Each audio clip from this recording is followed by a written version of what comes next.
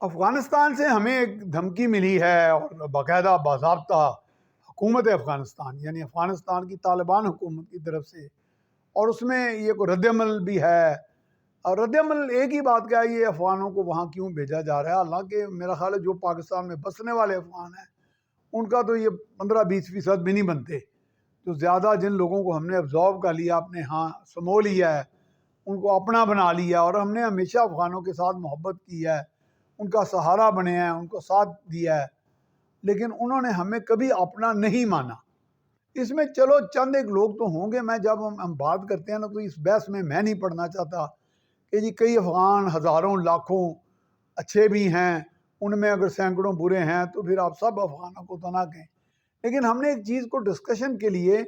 ہم نے ایک اوور آل عمومی ایک نقشہ کھینچنا ہے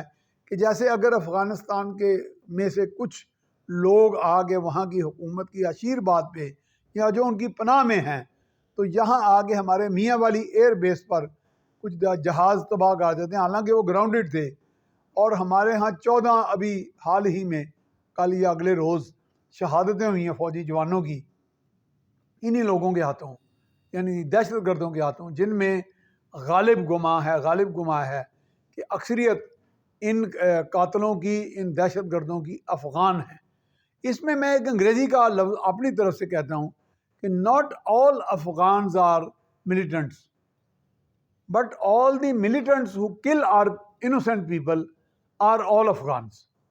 یعنی ان میں اور almost all of Afghans۔ یعنی اس کی میں اب اردو وضاحت کر دیتا ہوں، میں کہتا ہوں کہ تمام افغان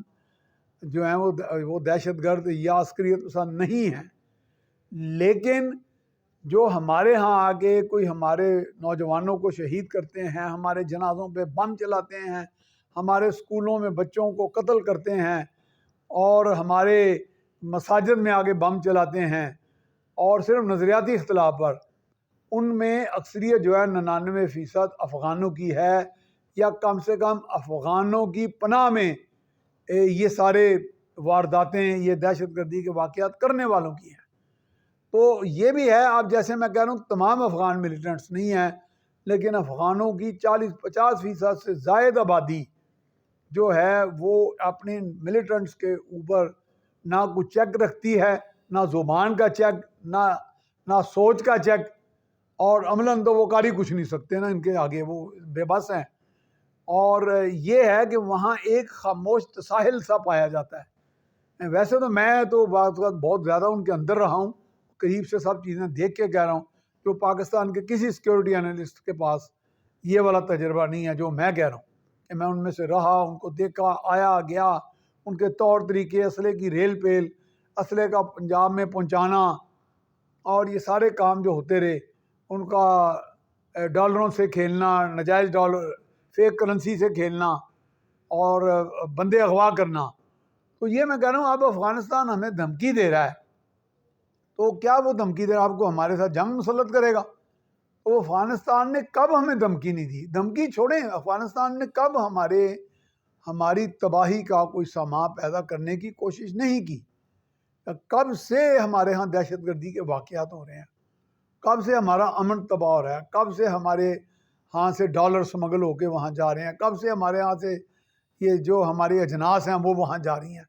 اور بزور بازو ٹھیک ہے، اس میں ہمارے کچھ اہلکار، عہدیدار ہوں گے ان کے ساتھ،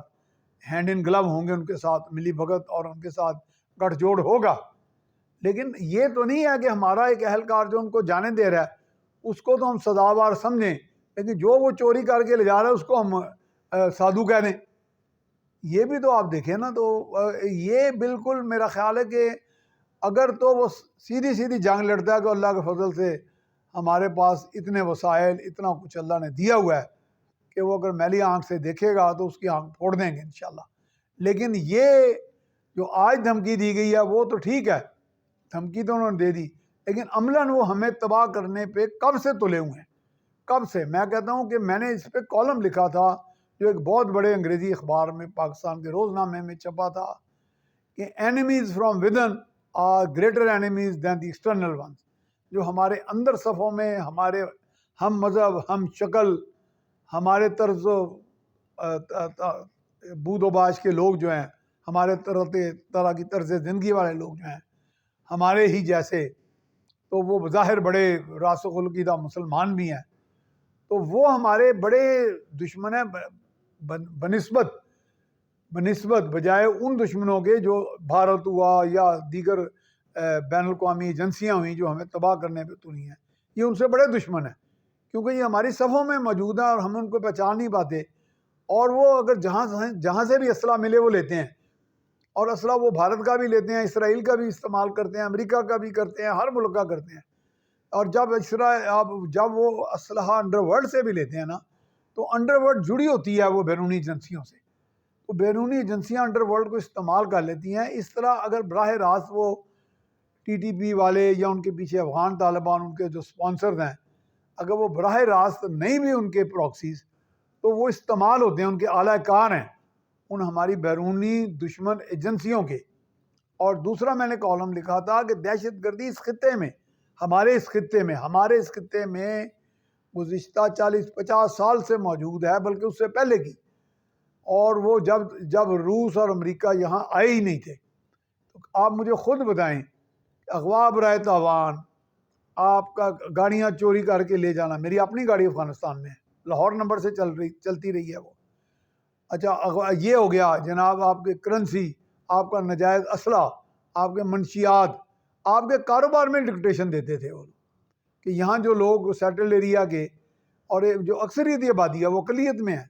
لیکن بندوق ہے، بزور بندوق، وہ آپ کو ڈکٹیشن دیتے ہیں کہ ہماری شرائط پر کاروبار کرو۔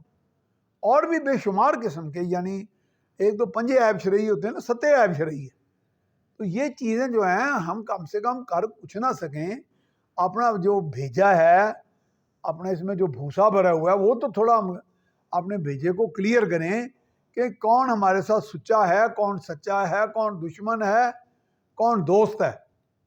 تو اسی طرح میں نے ایک تیسرا کالم بھی لکھا تھا، وہ بھی شائع ہوا تھا، بہت اہم، کہ جی رول آف لاء کی ہم بات کرتے ہیں۔ تو میں نے کہا کون سے لاء کی بات کرتے ہیں؟ Rule of law of the land, جو ملک کا جو لاء ہوتا ہے، جو پارلیمنٹ پاس کرتی ہے اور آگے عدالتیں اس لاء کے تحت فیصلہ کرتی ہیں، یا rule of martial law, military law,